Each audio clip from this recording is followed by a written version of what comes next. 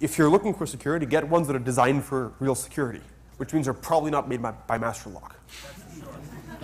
Incidentally, With the exception of the construction grade locks, which can be kind of a pain to pick sometimes, if you get a good one. Go to the microphone, man.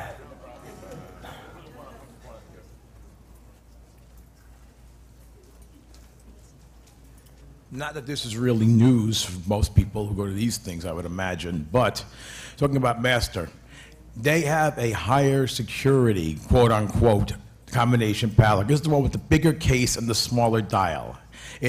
They're relatively expensive. Well, nothing like a Sargent and Greenleaf one, mind you. They are better. They're hard to manipulate and shit like that. But it still has the same basic floor, a different floor, that every single Master padlock tends to have, unless you've used your head a little.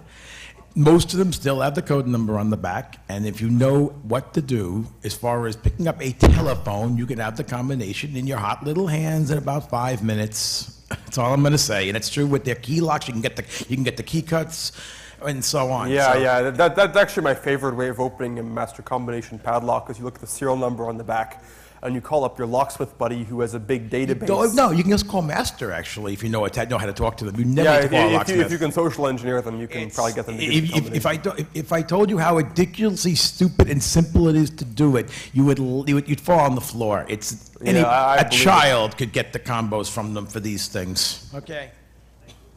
Okay, any other questions? Thanks for coming, everybody.